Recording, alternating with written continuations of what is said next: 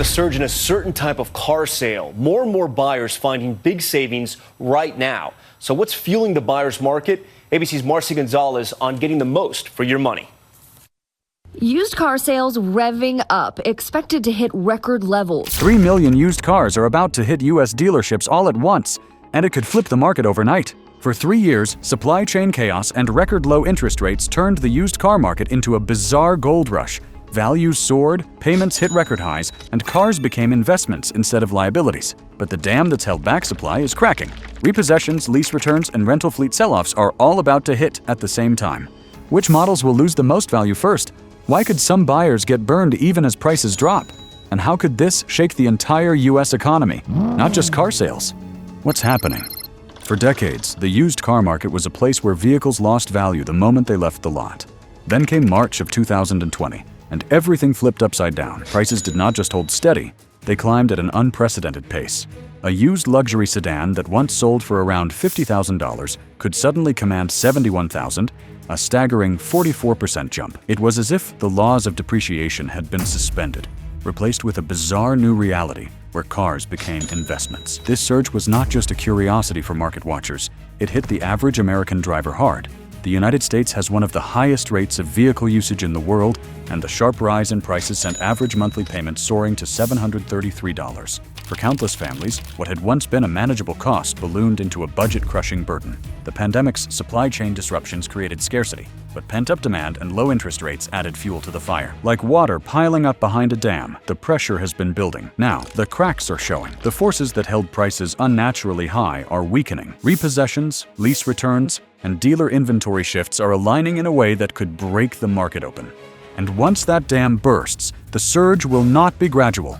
It will hit all at once. With the first crack showing, the pressure isn't just building, it's about to burst wide open into the next stage. The clogged pipeline. For the past 3 years, the supply of vehicles entering the used market has been throttled. Pandemic-era shutdowns meant fewer new cars were sold, which meant fewer lease returns and trade-ins down the line. That supply drought created the perfect conditions for price inflation. Buyers fought over what little inventory existed, while dealers enjoyed the kind of margins that would have seemed impossible before 2020. But now, the backlog is about to break loose. Industry analysts warn that roughly 3 million vehicles, a mix of off-lease returns, rental fleet sell-offs, and trade-ins, are sitting in the wings, ready to flood auctions and dealer lots. It is like a rusted pipeline that has been closed for too long, and when the valve finally turns, the rush will be chaotic. Vehicles that have been waiting months to re-enter circulation will do so all at once, overwhelming the system. This flood will not be evenly distributed. Some markets will see sudden surpluses of certain models, while others experience price drops across the board. Dealers who once begged for inventory will find themselves holding more cars than they can sell, forcing them to cut prices fast. Buyers who have been sitting on the sidelines may suddenly feel empowered to negotiate, but even they might be caught off guard by the speed of the shift.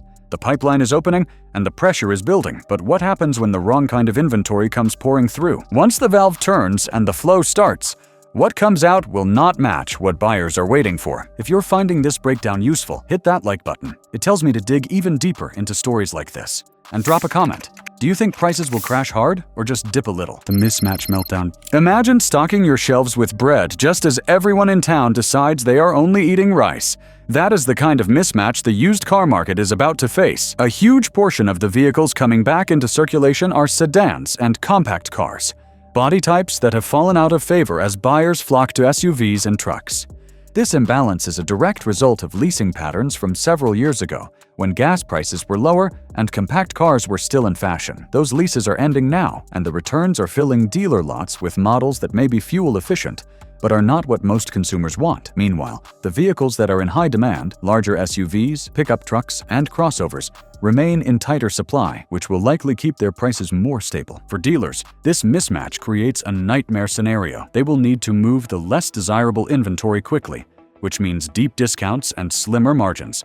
For buyers, it could present an opportunity to snag a bargain, but only if they are willing to drive something that is not currently in vogue. The market will bifurcate, bargains in the unwanted segment, stubborn pricing in the hot segment. As the glut of sedans grows, the imbalance will push prices for those models down faster and harder than for others. And that is before we even consider the far more dangerous stock slipping in alongside them. that disconnect between supply and demand is not the only danger lurking. Some threats are hidden deep under the hood. Wolves in the lot? Not every car on a used lot is what it appears to be. This year, tens of thousands of flood-damaged vehicles are re-entering the market. Some have salvage titles, clearly marking their troubled history. Others, however, slip through with clean paperwork thanks to patchy state laws and title washing practices. To the untrained eye, they can look flawless, until electrical systems fail, safety features malfunction, or mold starts creeping through the upholstery. Carfax estimates that more than 45,000 such flood-damaged vehicles will join the used car supply in just a few months, adding to the hundreds of thousands already on the road. Many come from areas hit by hurricanes or severe flooding, where insurers declared them total losses. But water damage is not always obvious, and unscrupulous sellers know how to disguise it just long enough to make a sale. For consumers, this is not just about losing money. It is about safety and health. Airbags can corrode, brakes can seize, and mold spores can cause respiratory issues. The danger is compounded in a market already bracing for a flood of legitimate supply. Buyers excited by falling prices may be less cautious, eager to close what they think is a good deal. In this coming surge, the wolf is not always easy to spot, but once it is in your driveway, the cost of removing it can far exceed the price you paid. As these disguised dangers prowl the market, the financial structures holding dealers together begin to show their own fatal weaknesses. The margin call massacre. Most dealerships do not own the cars parked on their lots. Instead, they use what is called floor plan financing, essentially a giant credit card for inventory. Dealers borrow from specialized lenders to stock their lots, then pay interest and fees until the cars sell. This works in good times, when vehicles move quickly, but becomes a nightmare when sales slow and values drop. Picture a stock trader getting a margin call. That is what happens when the wholesale value of a dealer's inventory falls. If a dealer borrowed $100,000 to buy 10 vehicles at $10,000 each, and market conditions push those cars' combined value down to $70,000, the lender gets nervous. They send auditors to inspect the lot and may demand the $30,000 difference in cash immediately. For many dealers, that cash simply does not exist. The only option is to sell cars fast, often at a loss, to raise the funds. That forced liquidation floods more inventory into an already soft market, driving prices even lower. It is a vicious cycle where each sale deepens the dealer's losses, much like a trader watching the market move against them. And if the financing strain is dangerous, the next factor is even more destabilizing: the sheer number of cars being seized and sent into the market. When dealers are forced to sell at any price, it creates a tide that sweeps more than just their own stock into the market. The repo tidal wave. During the pandemic, repossessions slowed to a trickle. Lenders offered deferrals, and governments urged compassion for struggling borrowers. But that patience has run dry. Now, repossessions are surging to historic levels. Industry insiders estimate roughly 15,000 vehicles are being repossessed every single day across the country. Each of those cars represents a story of financial distress, a family missing too many payments, a worker laid off, or a business crushed by rising costs. The emotional toll is real, but the economic consequences ripple far beyond each household. Once repossessed, these vehicles are sent to wholesale auctions, where they join the swelling tide of off-lease returns and trade-ins. The influx pushes auction supply higher, but not every repossessed car is in top condition. Some arrive with mechanical issues or cosmetic damage, making them harder to sell at profitable prices.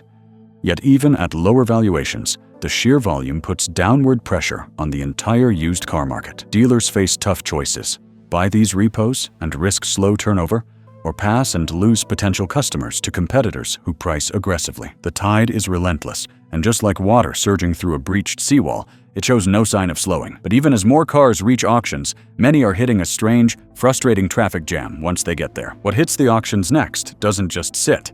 It clogs the arteries of the entire resale system. The auction bottleneck. In theory, auctions should clear excess inventory quickly, moving cars from sellers to dealers in a matter of days. In practice, a growing phenomenon known as no sales is slowing everything down. This happens when the highest bid at auction does not meet the reserve price, the minimum amount the seller is willing to accept. Sellers, including banks, rental companies, and dealers, often set these reserves based on outdated market expectations.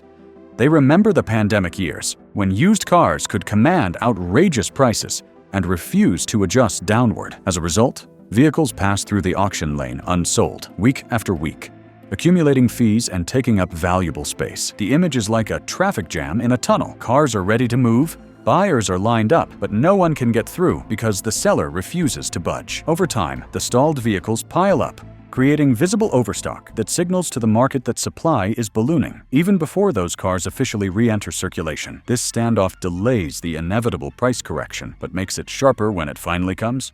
And as sellers dig in, another squeeze is tightening from the opposite direction, cutting off the lifeline buyers need most, credit. While cars pile up in limbo, the next blow comes quietly, from inside the bank's boardrooms. The credit squeeze, the backbone of the used car market, is financing. Few buyers pay cash. Most rely on loans from banks, credit unions, or captive finance arms. But as economic risks rise, from falling collateral values to higher default rates, lenders are tightening their standards. That tightening shows up in several ways. Minimum credit scores creep higher, down payment requirements grow. Interest rates rise, not just in response to central bank policy, but also as a risk premium. For buyers on the edge, these changes can turn an affordable car into an unreachable dream. Dealers feel the squeeze too, with fewer customers qualifying for loans. Foot traffic drops and inventory lingers. Vehicles that might have sold in a week now sit for a month or more, accruing holding costs and lowering the dealer's ability to take in new stock. The narrowing of credit is like a doorway shrinking as more people try to pass through.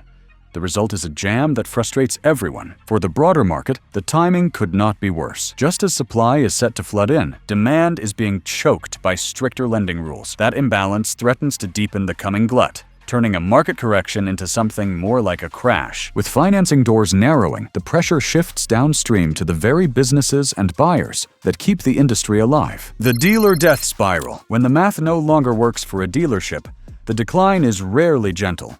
It begins with a few slow weeks of sales. Then inventory piles up. Interest payments on floor plan loans mount. Holding costs chip away at whatever slim profit margin is left. Soon, the dealer is making desperate price cuts just to free up cash, often selling at a loss. Once those losses compound, the next step is cutting staff. Sales teams shrink, service departments lose technicians, and advertising budgets disappear. Customers notice the changes. Longer waits, fewer choices, and a palpable sense of decline. In many cases, the reduced capacity only accelerates the downturn. Fewer employees mean fewer sales, which means even more pressure to cut costs. It is a downward spiral, like an aircraft losing altitude faster with each passing second. Some dealers pull out in time, finding new financing or pivoting to niche markets, but many hit the ground hard, closing their doors for good. When they do, the impact on the surrounding community is severe. Jobs vanish, local tax revenue drops, and customers lose a convenient place for service or trade-ins. And while dealer closures are devastating locally, the bigger story for the market is what happens to prices when these distressed businesses dump their remaining inventory. As the weakest links snap, the fall in certain corners of the market becomes steep enough to feel like freefall. The price freefall zones. Not all vehicles and regions will see the same price collapse.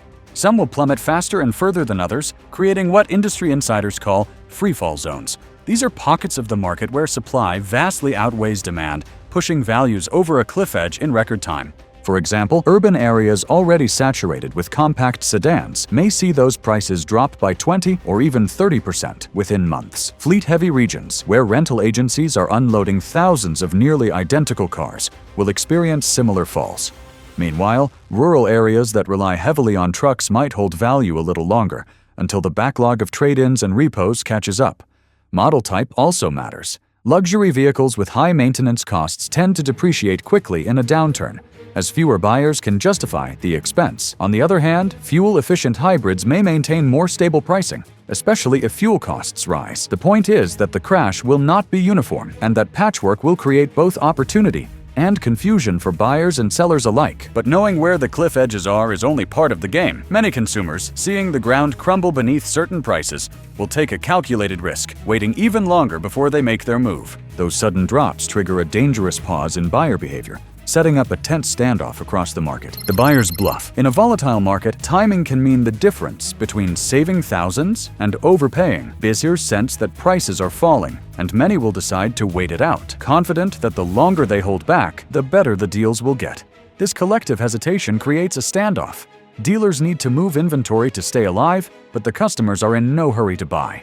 The dynamic mirrors a poker game where both sides are bluffing. Buyers hint they might walk away entirely, hoping dealers will fold first and slash prices further. Dealers counter with incentives, extended warranties, and low financing offers to lure them in. Yet as long as the public believes prices have further to fall, the pressure on dealers mounts. Some buyers will win big, securing vehicles at rock-bottom prices. Others will misjudge the timing, watching the exact car they wanted disappear to someone else. Either way, the standoff slows the market's natural recovery. Cars sit longer on lots, the glut deepens, and the cycle feeds itself. But while buyers play the waiting game, many current owners face a different and more immediate problem. The value of their existing car is sinking so quickly that trading it in has become a losing proposition. While shoppers wait with their arms crossed, owners trapped in old vehicles face a very different kind of squeeze: the trade-in trap. For years, trade-ins have been the bridge that allows owners to step up to a newer vehicle. The equity from the old car reduces the price of the new one, making the deal affordable. But in a falling market, that bridge starts to crumble. As wholesale prices drop, trade-in offers shrink, sometimes by thousands of dollars in just a few months.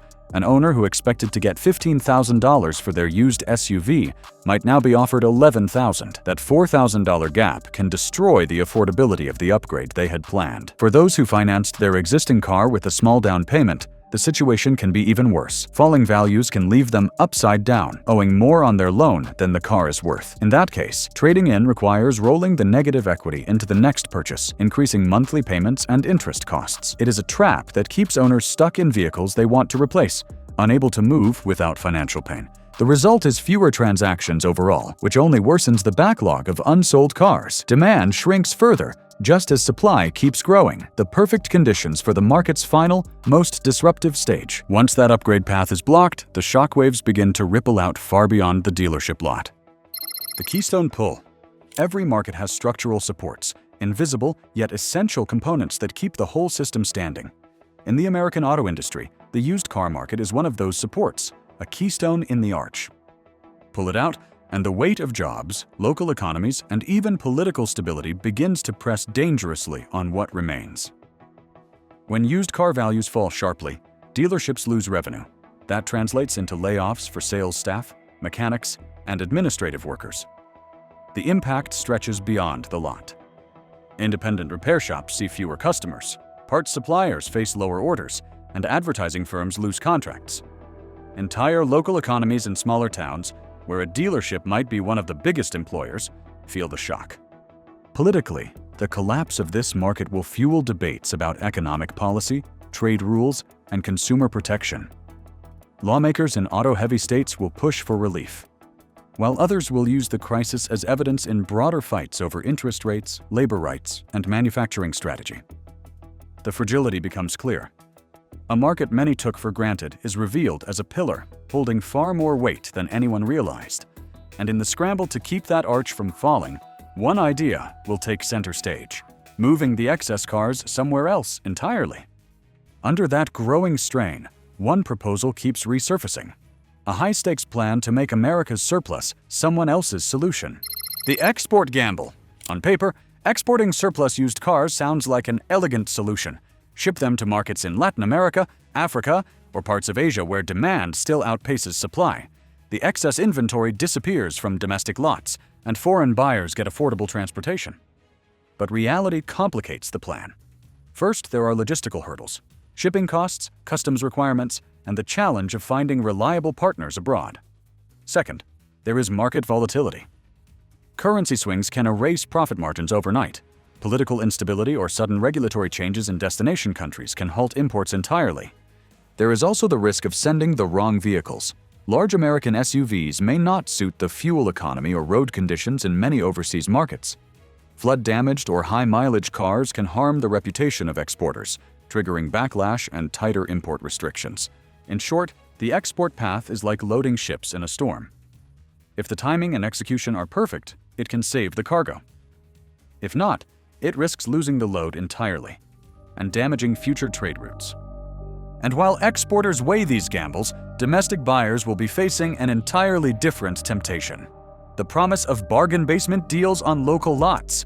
For buyers at home, however, the bigger story is what happens to the metal that stays: a clearance frenzy filled with both gold mines and landmines. The clearance sale trap.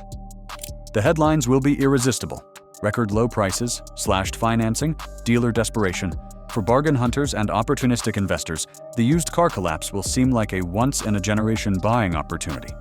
But clearance sales, like clearance racks, often hide their flaws in plain sight. Some vehicles will be discounted for good reason: high mileage, expensive upcoming repairs, or a history of damage.